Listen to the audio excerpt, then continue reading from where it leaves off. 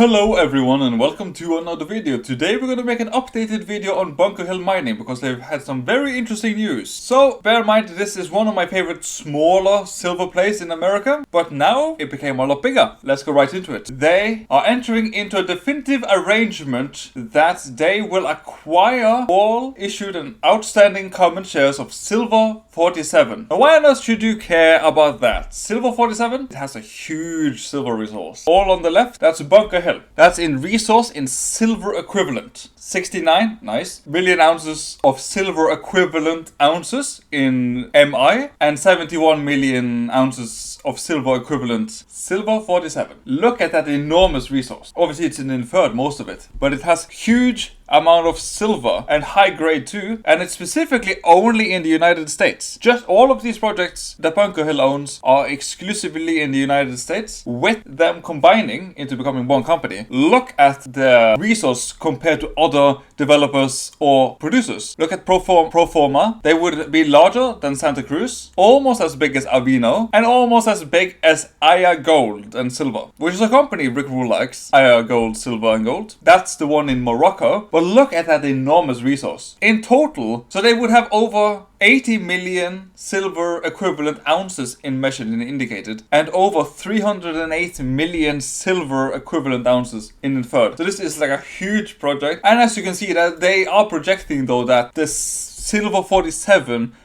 could produce in 2031, as you can see there with the red line, and Bunker Hill would meanwhile produce though. So they wouldn't stay dormant. Bunker Hill would produce and have started producing. You see here earlier, they are on track to go on commercial production as of Q4 this year. If you compare it to other companies, look how cheap they are compared to others, especially America's gold and silver. This is Bunker Hill's resource, at least the most recent one. And as you can see that it's not a huge silver resource, but obviously they have acquired some land right next to the mine, which is very rich in silver and some past producing silver mines. So that's very exciting. But as you can see that most of the project is technically zinc and lead and some silver, though is their management. This is a new management team because they are combining. So as you can see there, their executive chairman is a former COO of Barrick Gold. The CEO is a former executive GM for Barrick, but that was in Africa though, as you can see there, in Lumwana mine in Zambia. So that's not technically, that's a little bit different than like North America. And obviously there you can see the CEO of Silver47 is a geologist with 20 years of experience in exploration. So that's very nice though, because this company like Bunker Hill is producing, but the fact that they also are going to start or like do exploration too. I really like this company. It seems very attractive. Other projects as of now with the acquisition of, or like their ongoing acquisition of Silver47, where the main project is in Idaho, where they are producing 1,800 tons per day, but they are expanding it to 2,500 tons per day, where they could produce between 2.5 and 5 million silver equivalent. Look at that. All other projects, North America, or like specifically the United States, Alaska, New Mexico, Nevada, and Idaho. So strong states. It's very nice it's not in California. It's very nice. Because we talked about this company a couple of months ago, and they've had, this is like amazing news, that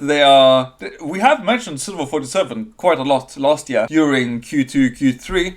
So it's nice though to see things are ramping up. And obviously a quick rundown with the share structure though. Tech Resources is invested. Eric Sprott, look at that. Institutions own 36% of Bunker Hill. Directors and officers own like 3%. So it's a very interesting company. It is starting production, so I think it seems very attractive. Just like with Luca Mining. I'm just going to show a chart here, because this company has had a correction though, and I think it's a nice opportunity now, in my opinion though. Just bear that in mind. I like risks. That's why the channel is called How to Risky. It seems like a nice opportunity personally as of like 25th of August. So just bear that in mind though, that it could be a nice opportunity. I hope you thoroughly enjoyed. Like and subscribe. Have a wonderful day. Peace.